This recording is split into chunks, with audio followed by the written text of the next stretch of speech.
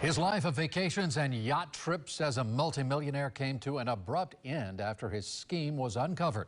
Today, this Palm Harbor man came face to face with a federal judge. That man, Ralph Puglisi, pleaded guilty to embezzling nearly $13 million from USF. A large chunk of that money was funneled into an adult entertainment website. 8 on Your Side senior investigator Walt Buteau broke this story earlier this month and joins us live in studio with the latest development in the case. Keith and Jen, no one was looking over Ralph Puglisi's shoulder when he worked for UMSA, a nonprofit affiliated with USF. He had access to millions through his management of several credit cards, and he used that access to live like a multimillionaire.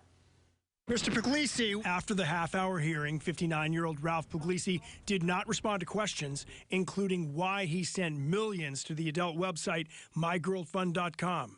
Any comment at all? No, guys. Right now, due to the pending nature of the case and the fact that we haven't yet got through sentencing, I can't speak to anything related to mygirlfund.com. A report by a private investigator hired by USF states Puglisi charged $11.5 million to mygirlfund.com with some money sent to the account of his future daughter-in-law. She kept 40% and funneled 60% back to Puglisi, according to the report.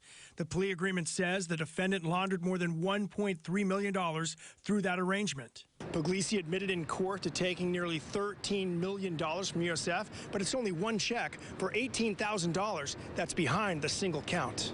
The check was mailed by a woman to Puglisi in November of 2019, prompting the mail fraud charge he pleaded guilty to today.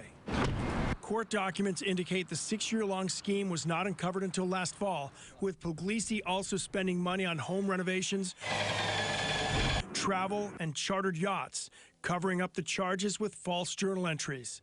Puglisi's attorney tells us his client is cooperating with investigators. Do we expect any other charges? I can't comment on those things right now. That's, the government obviously is doing what they're doing, and, they did come out today during the colloquy.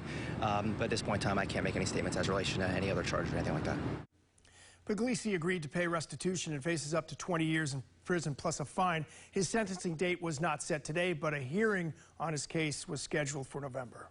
Well, could there be charges for other people involved here? Because wasn't there some instance where someone took at least some portion of money and maybe kept 40% of it? So there are dueling documents here, but 40% in one of these equations would add up to hundreds of thousands of dollars. But again, that particular woman is not named in the federal document, so we're kind of waiting on that. But there's no doubt that it seems like more charges, more people could be charged in this case.